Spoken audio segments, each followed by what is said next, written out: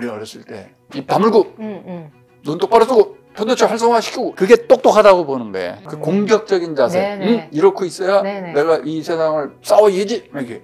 근데 그거는 어리석은. 뇌를 기능을 떨어뜨리는. 그러면 현명한 자세는 뭘까요? 제가 보여드릴게요.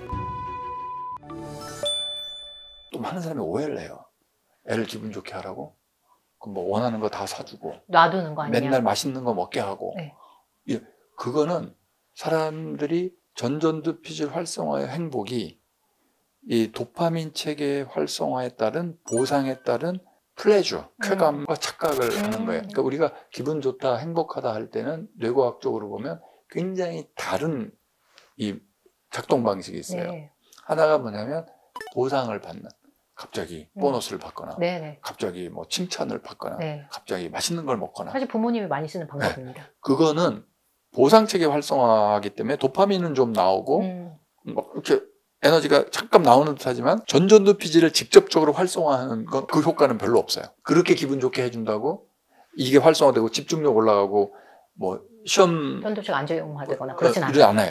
자기 긍정, 타인 긍정을 할 때 이게 엄청 활성화돼요. 명상 알려주실 줄 알았는데 일단 자기 긍정, 타인 긍정. 명상 안 해도 돼요. 내 모습을 생각할 때 기분이 좋아져야 돼. 내가 내 모습이 마음에 들어야 돼. 이게 제일 중요해요. 내 모습이 스스로 생각할 때 마음에 들어야 전전두피질이 활성화되고 사람이 살아갈 힘을 얻어요. 나에 대해서 긍정적인 어떤 암시라든지 내가 내 모습에 만족할 어떠한 근거를 안 주고 다 뺏어가 버려요. 네가 네 모습을 마음에 들어해? 너 큰일 나. 현실에 안주하는 거냐? 너의 문제점이 뭔지 생각해봐.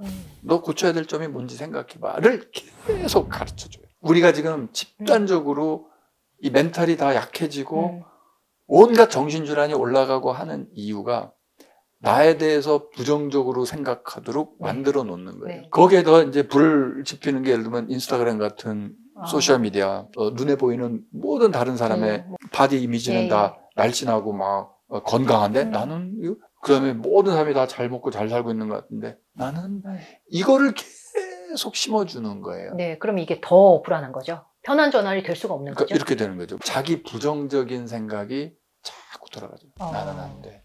나는 부족해. 나로 하여금 나를 미워하게 만들어요. 이 문화가. 너는 너를 미워해야 돼. 너는 너에 대해서 불만이어야 돼. 상대평가 내신 시스템 자체가 다 그런 거죠. 상대평가 내신 시스템은 오징어 게임이에요. 하나, 둘, 셋. 세 명 딱 들어오고 나머지는 다 쏴 죽이는 거예요. 이런 상대평가라는 이 시스템 속에서 1등급 받고 있는 애, 걔는 또 불안에 떨고 있겠죠. 얘네들 말고 2등급 이하는 다 죽어라 하는 거야. 너희들은 가치 없다. 어떻게 내가 내에 대한 밸류를 내 가치를 느끼겠어요?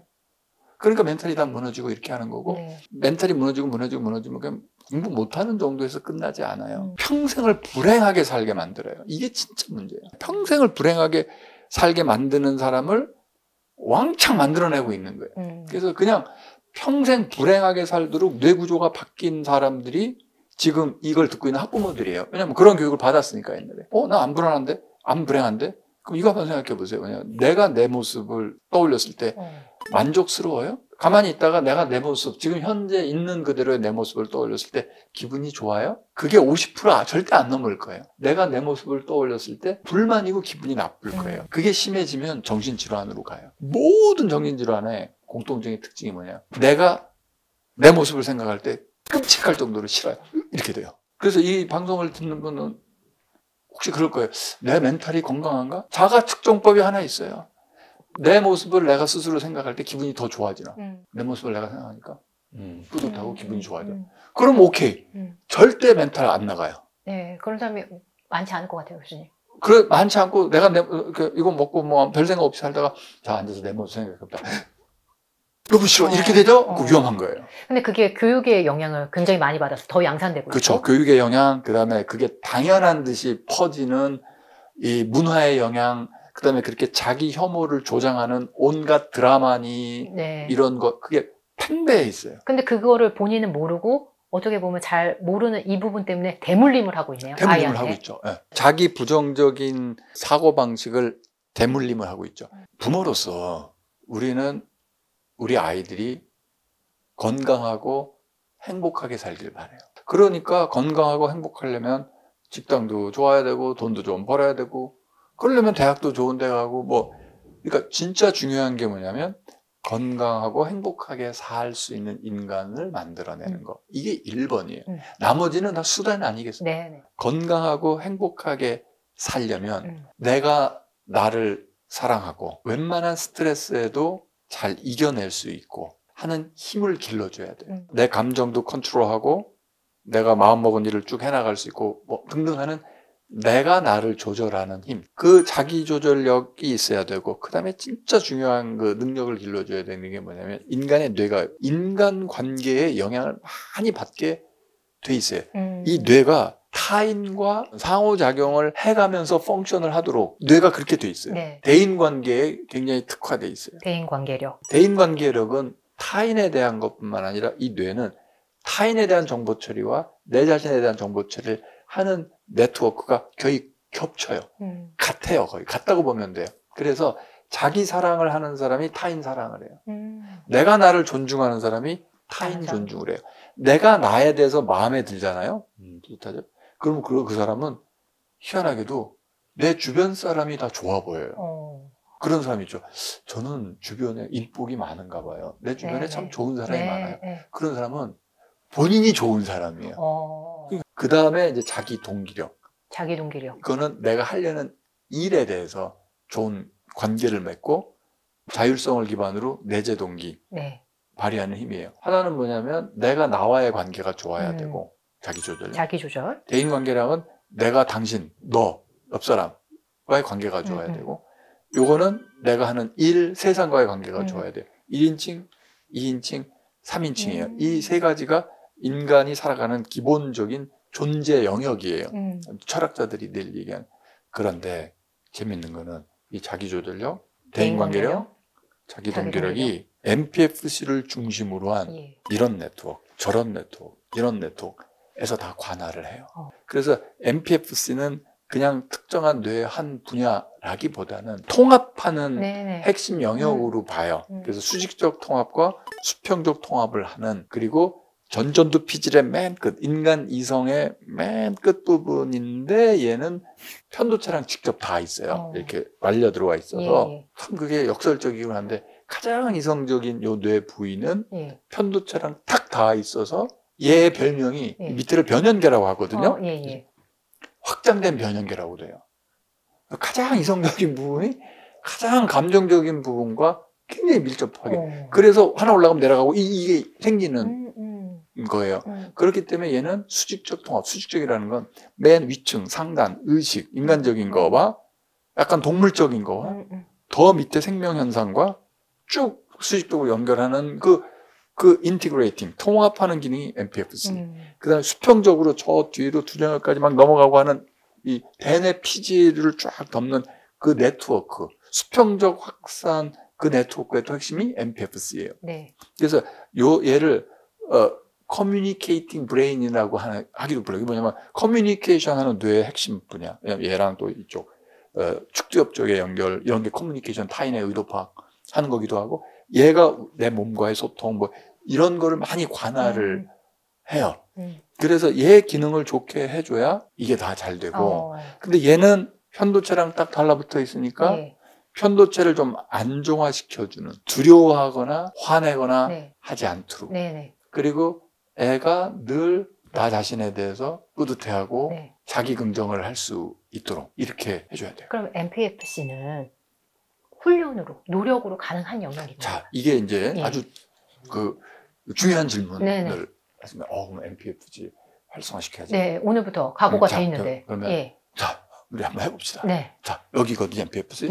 거기에 집중해서 그걸 세게 거기에 집중해서 활성화시켜보세요. 될까요? 아니, 뇌는요 센서가 없어요. 지금 작동을 하고 싶은데 할 수가 없어요. 느낌이 안 오죠. 만약에 저는 이렇게 하면 MPFC가 느껴져요. 착각이에요. 교수님도 안 되시는 거 아니, 맞죠? 외계인이거나 그러면 안 되죠. 그 MPFC를 어떻게 활성화해? 하는 법이 이렇게 하는 거예요. 그러니까 MPFC가 막 활동될 때 우리는 무슨 생각이나 무슨 행동이나 뭘 하고 있나를 보는 거죠. 또는 편도체를 안정화시키세요. 편도체가 느낌이 와요? 어디 뭐 있긴 있어요, 저 속에.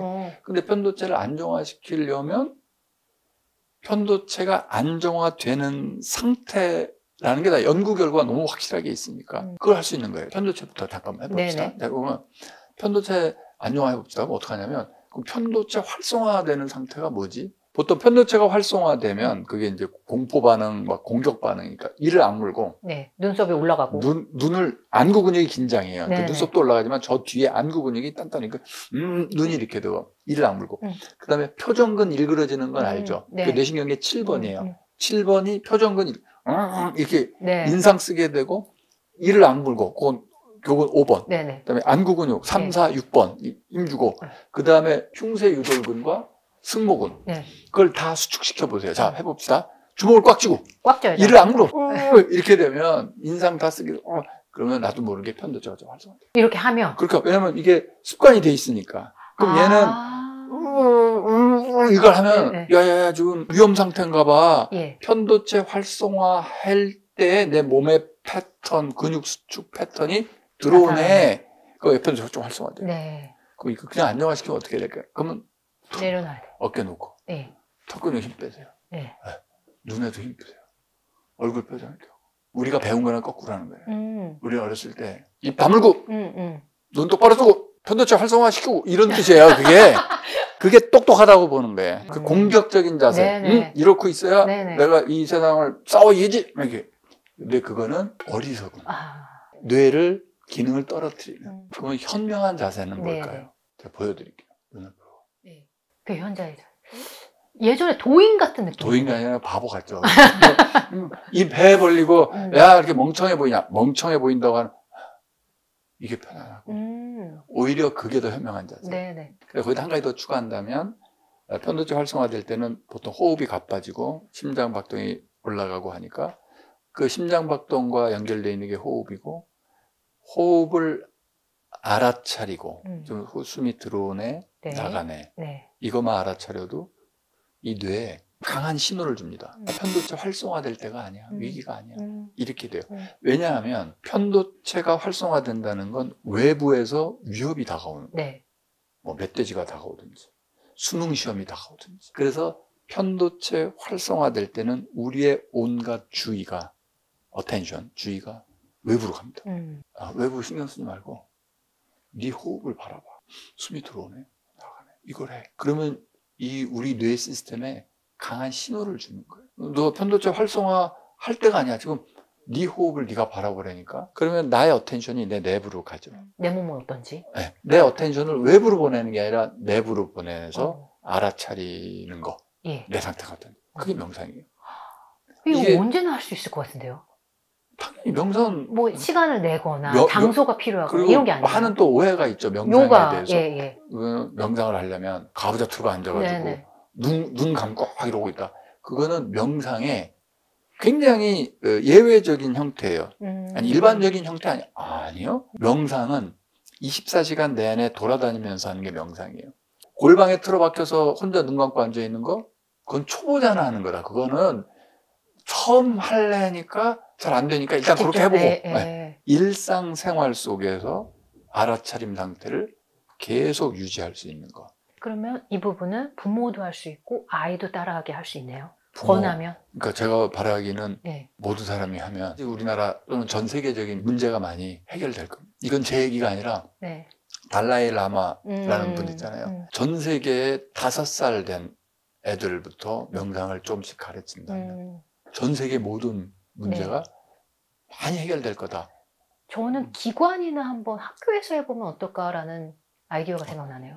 실제로 영국 같은 데는 최고위 공무원들은 의무적으로 명상 훈련을 받게 돼 있고 캐나다, 오스트레일리아 이런 데는 소방관, 경찰관 이런 고위험 분들은 매일 아침 명상하고 근무하러 나가고 뭐 이렇게 습관화되어 있죠. 한국이 명상을 굉장히 덜 하는 후진국이에요. 부모와 아이가 하우투를 조금 더 익혀서 연습해보고 하루 중에 한 10분 정도만이라도. 하루에 10분만 하면 돼요. 그러면 3개월 정도 하면 조금 어느 정도 달라지면. 많이 달라지죠. 왜냐면 효과가 있어야 계속 그러면 예, 유인이 되는 거잖아요. 그래서 이제 그런 프로그램도 지금 만들고 있고요. 예. 이렇게 말로만 할 게 아니라 이제 네네. 해보자 그래가지고 네네. 주로 움직임 명상으로 해요. 어린애들한테. 만 3세에서 5세. 어린이집 애들이 매일 할 수 있는 활동을 마음 근력 키우는 활동, 편한 전환, 알아차림 네네. 이런 활동을 45개를 만들어서 네. 다 정리를 했고 프로그램을 만들었고 네. 그 다음에 다 동영상으로 했고 교사 매뉴얼도 지금 다 만들어 놨어요. 그러셨어요? 그래서 그게 네. 이제 올해부터는 이제 확산을 하려고 네.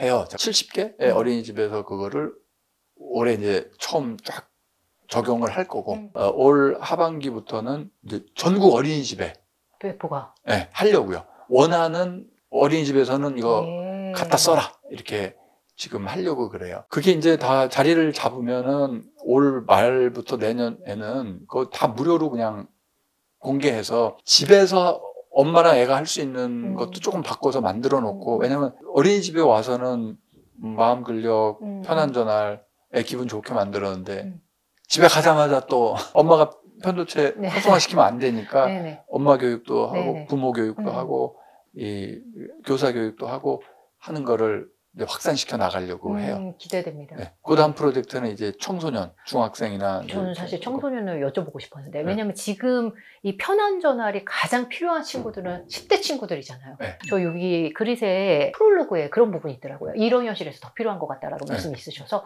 10대라면 어떻게 하면 좋을까요? 그 중학교, 고등학교에서는 별도 교과목으로 만들 필요도 없고요. 담임 선생님 조회 시간이 15분 정도 되거든요.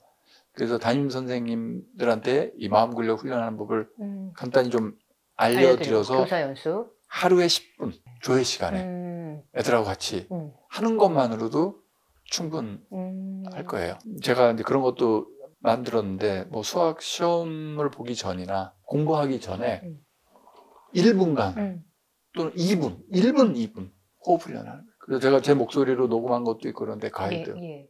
그래서 많은 학부모님이 기다리실 것 같아요.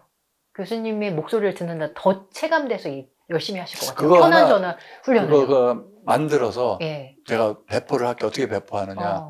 제 유튜브에도 올리고 저 드릴게요. 그러면 또 뭐 이렇게 같이 해도 되고. 감사합니다. 많이 여러분 활성화가 또 필요하니까요. 왜냐하면 다른 유튜브 채널에 출연을 이제 거의 안 하고 있는데 특별히 이렇게 하는 건 학부모님들한테 더 접근이 잘 되는 채널이잖아요. 그래서 그런 거를 제 유튜브에도 뭐 올려놓을 수 있지만 그러면 그렇게 많이 안 퍼질 테니까 학부모한테. 그래서 그걸 또 드리면 또 이렇게 대기자 TV